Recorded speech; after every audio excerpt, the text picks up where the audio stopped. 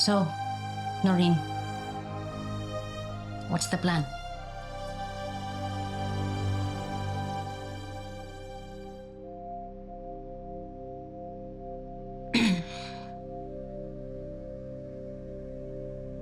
Hindi ito magiging madali para sa ating lahat. Kaya kailangan niyo akong pagkatiwalaan.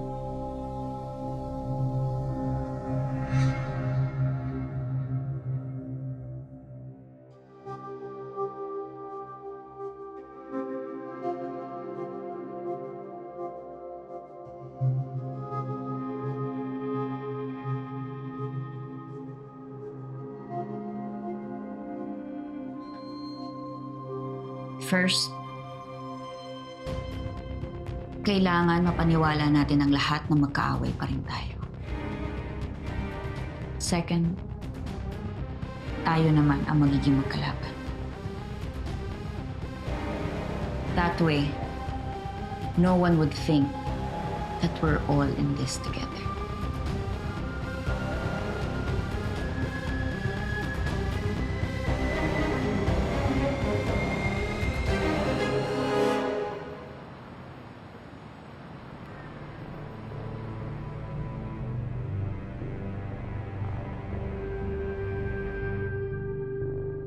Ikaw ang punot dulo ng gulong to!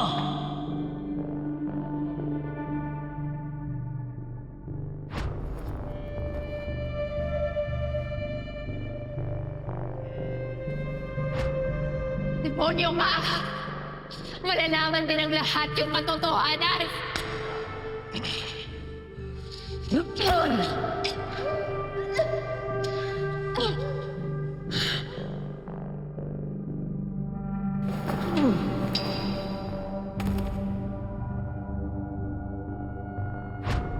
What is this? Saan mo nakuha to? I already made sure na hindi to makakalabas. Pinasira ko na lahat ng kopya. Obviously, hindi lahat. May nakakaalam pa at may nakakakita pa. May gusto ko sumira sa akin. Sir, linisin mo to pwede. Gawin mo na ng paraan. I don't care how you do it. Kilala mo kung paano magalit. Sir Eddie!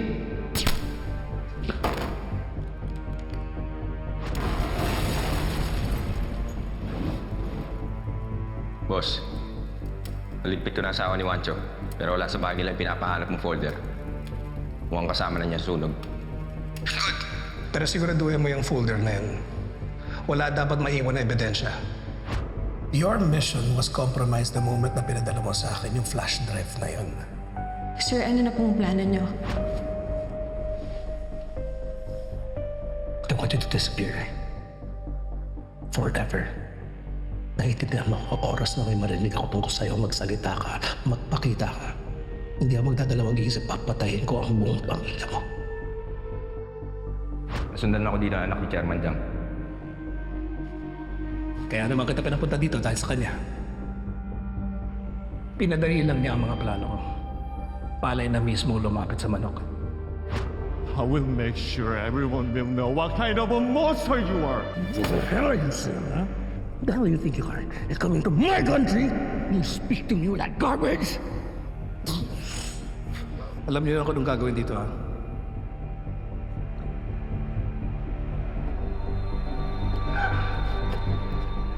Chairman Jiang, it's about your son, Alex. He died in an accident last night.